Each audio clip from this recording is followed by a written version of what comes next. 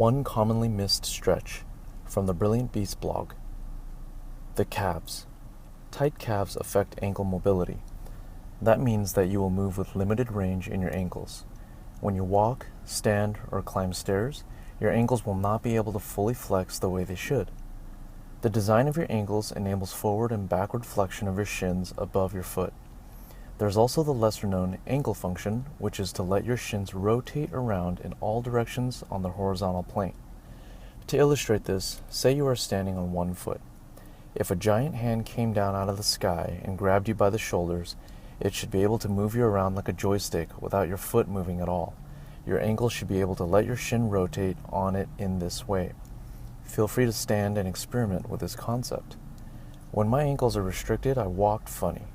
I landed too heavily on my heels, and I feel like my steps are too short. This usually happens in the morning after a long day of walking. My tissue gets tight if I don't mobilize it at night before bed. Tight ankles also give me trouble squatting. My feet tend to splay out instead of staying in their initial forward position. This is because my ankles aren't letting my shins rotate freely.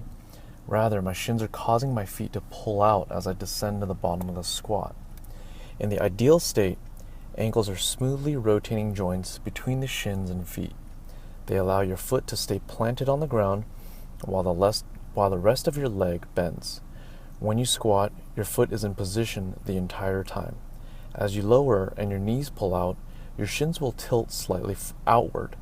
With mobile ankles, your feet will stay planted and you will build up torque for the upward push. This results in a powerful stand, jump, or lift. When walking, your mobile ankles will also allow your feet to stay where you place them. You will be able to touch down your heel, blade, ball, and toes in a forward position. As your body glides forward, your foot will be able to stay in place, and your leg will rotate inward as it ends up behind you. Compare this to a stiff-ankled walk, where your foot can't stay planted, and your stepping leg actually rotates outward as it ends up behind you. You'll see the duck-footed walk with tight ankles, usually accompanied by tight upper quadriceps. It's usually easier to walk with toes pointing outward when your legs are all stiff in this manner. So what's the problem with duck-footed walking? Long-term, it leads to pronated feet, super inflexible ankles, agitated knees, tight quads, and tight hips. The moment you need to lift something heavy, leap to catch a falling object, or miss a step on the sidewalk, you can result with a pulled muscle, ligament, or tendon. It happens all the time. Short term, you have ineffective movement. Your body design gives you better propulsion and strength with straight feet, smooth ankles, correctly aligned knees, and supple quads and hips. This will pass on love to your spine and shoulders, which depend in large part on the lower part of your body for proper mechanics.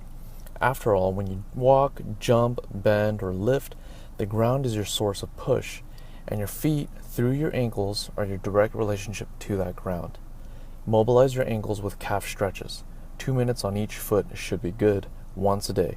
You can catch me on Snapchat doing some of this in the evenings. Please let me know if this helps. Live powerfully, Steve.